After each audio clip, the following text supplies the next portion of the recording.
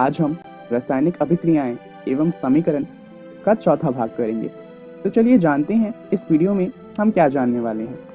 इस वीडियो में हम जानेंगे रासायनिक अभिक्रियाओं के प्रकार के बारे में। जैसा कि लास्ट वीडियो में आपने जाना था, रासायनिक अभिक्रिया के 5 प्रकार होते हैं।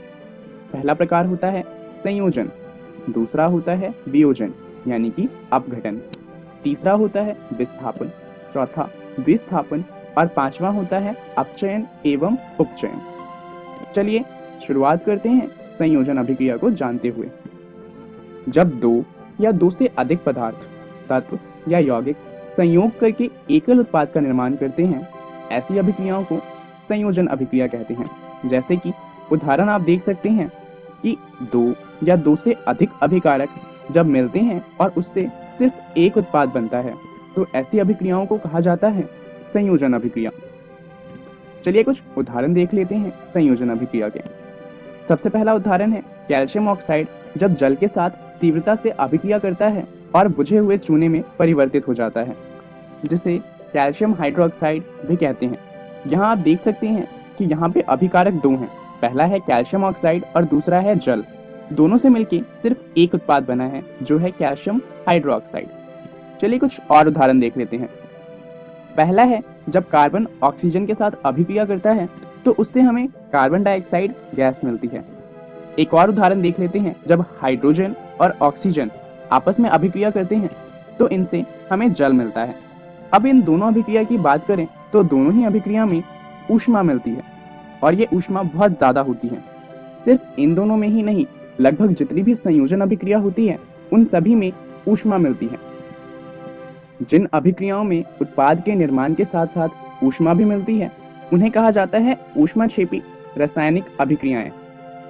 चलिए ऊष्माक्षेपी रासायनिक अभिक्रियाओं के कुछ उदाहरण देख लेते हैं। इसका पहला उदाहरण है प्राकृतिक गैस का दहन। जैसा कि आप देख सकते हैं ये एक दहन का उदाहरण है, तो जाहिर सी बात है कि ऊष्मा तो इसमें मिलेगी ही। प्राकृतिक गैस यानी कि मीथेन का सूत्र होता है CH4। जब ये ऑक्सीजन के साथ अभिक्रिया करता है तो इससे हमें कार्बन डाइऑक्साइड गैस मिलती है, साथ में वाटर मिलता है और बहुत सारी ऊष्मा मिलती है। इसके अलावा अगर हम श्वसन की बात करें, जिसे इंग्लिश में रेस्पिरेशन कहते हैं, तो ये भी ऊष्मक्षेपी अभिक्रिया का उदाहरण है। जैसा कि आप देख सकते हैं ग्लूकोज जब ऑक्सीजन के साथ अभिक्रिया करता है तो इससे हमें कार्बन डाइऑक्साइड गैस, जल और ATP मिलता है, ऊष्मा मिलती है। चलिए अब बात करते हैं ऊष्मशोषी अभिक्रियाओं के बारे में। ये ऊष्मक्षेपी अभिक्रियाओं का बिल्कुल विपरीत होती हैं। ऊष्मशोषी अभिक्रियाएं ऐसी अभिक्रियाएं होती हैं जिनमें ऊर्जा की जरूरत होती है अभिक्रिया के होने के लिए। ये ऊष्मीय ऊर्जा का शोषण करती हैं। चलिए अब बात करते हैं वियोजन की, जिसे हम अपघटन अभिक्रिया भी कहते हैं। ये विपरीत होता है संयोजन अभिक्रिया के।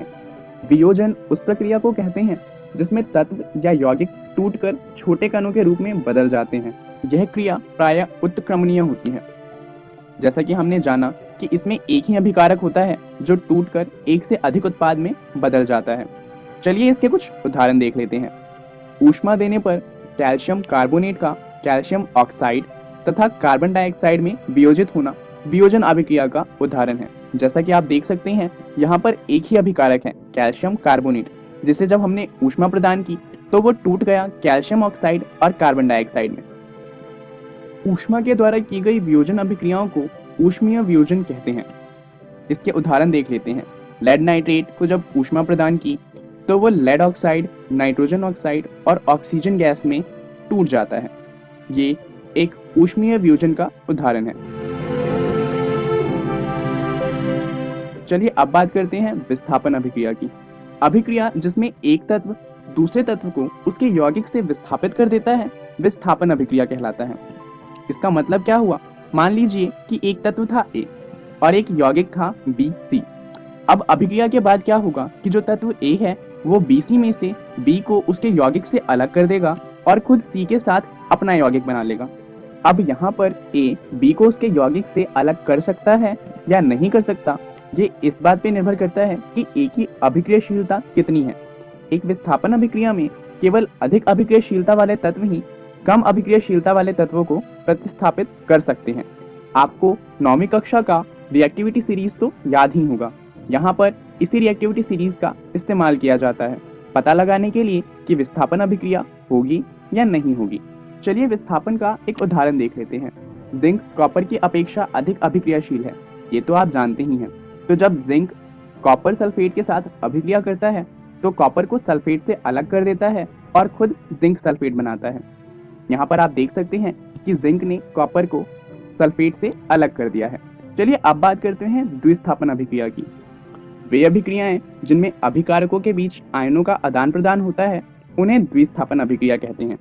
जैसा कि आप देख सकते हैं यहाँ पे पहला यौगिक है AB और दूसरा यौगिक है CD। अभिक्रिया के बाद जो दो नए यौगिक बने वो हैं CB और AD। ये द्विस्थापन अभिक्रिया का उदाहरण है। चलिए अब बात करते हैं उपचयन की। अभिक्रिया के समय जब पदार्थ में ऑक्सीजन की वृद्धि होती है तो कहा जाता है कि उसका उपचयन हुआ है। इलेक्ट्रॉन की हानि भी उपचयन कहलाती है। चलिए उपचयन का एक उदाहरण देख लेते हैं। कॉपर चूर्ण की सतह पर कॉपर ऑक्साइड की काली परत का चढ़ जाना उपचयन का एक उदाहरण है।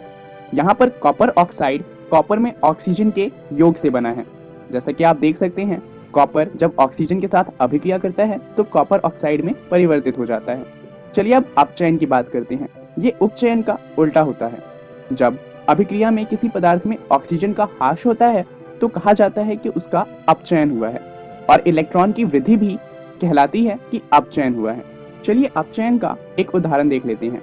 जब गर्म कॉपर ऑक्साइड के ऊपर हाइड्रोजन गैस प्रवाहित की जाती है तो वो काले रंग के कॉपर से भूरे रंग के कॉपर में परिवर्तित हो जाता है। ये अपचयन का एक उदाहरण है। तो चलिए जानते हैं कि इस वीडियो में हमने क्या क्या सीखा। हमने रासायनिक अभिक्रियाओं के प्रकार के बारे में जाना। चलिए देखते हैं कि अगली वीडियो में हम क्या जानने वाले हैं। इसके बाद जो वीडियो आएगी उसमें हम रेडॉक्स अभिक्रिया के बारे में जानेंगे। धन्यवाद।